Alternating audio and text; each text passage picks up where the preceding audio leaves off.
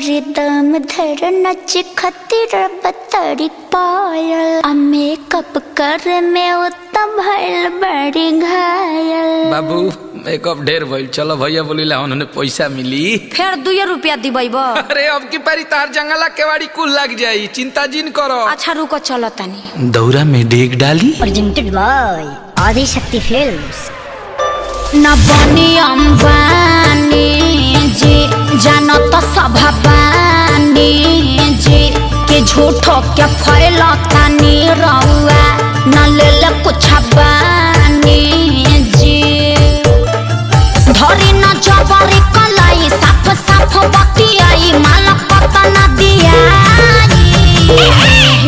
अरे मुँह खोल के मांगा मुँह मांगा जानू दा ए ब्यास मान न जा। अरे फेंकू हो गया औरी देहब कुछ ही ना।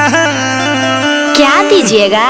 2 रुपया हो 2 रुपया आ गई औकात पर। 2 रुपया हो 2 रुपया हम जानता नहीं। बोरा में अकेले ला 2 रुपया हो बोरा में अकेले ला 2 रुपया हो उमर हिला के पौने 2 रुपया बोरा में अकेले ला 2 रुपया उमर हिला के पौने 2 रुपया।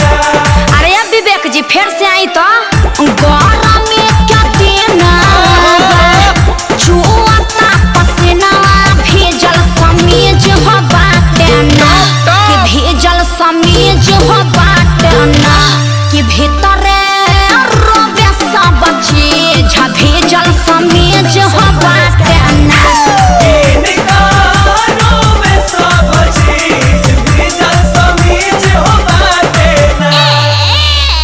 सुनले बानी तोहरता बहुते हो खता कमाई हो 1000 2000 जे दे देब तोहरो न कुछ घट जाई हो। जवानी अथनी पकैला बाडू कांडी बोला काहे अतना हाई बजट के करे लूटी। अरे बोला भैया दाए जान भैया तो हमर होवे। हाँ तो फ्री में मजा लेबा छोड़ी हमारे अब पीछा लेब न परीक्षा तनी दूरी बनाई। अरे तो तोहरे खातिर सब भई जुटावता निधन चल झूठा ऐसे तू रहो जान मान। अरे होई पगली के पाछा पगली झर पर का ब्यास। हाँ तो तहार कहे भभाता 2 रुपया हो 2 रुपया का खा 2 रुपया हो 2 रुपया कहत जा।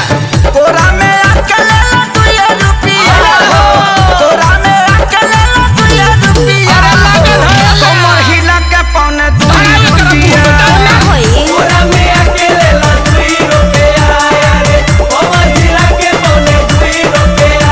तू लोग कीप साइलेंट रहबा लोग की ना काहे खातिर आयतना कमाइला एगो झुमका बना पेन्हाइला जीवन बीमा तोहरो कराई हो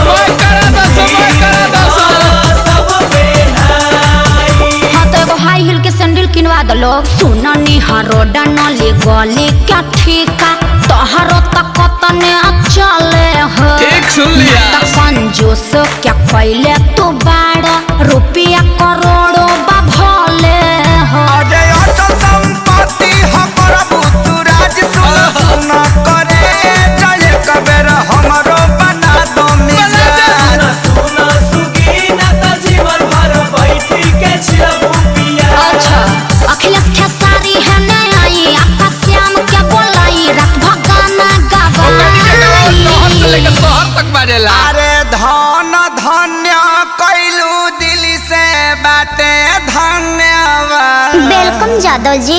रह जीवन भर जिया जिया मजनू के सारू तू तो देखे में लागत तारा का? हारू बेबी फारू बजट बढ़ाओ। बैगनो बेच दे बेच दो 2 रुपया होते हैं 2 रुपया 2 रुपया होते हैं 2 रुपया ले ला चुमा चटाई दे हम 2 रुपया हो चुमा चटाई दे हम 2 रुपया हो अच्छा कालो कटाई पौने 2 रुपया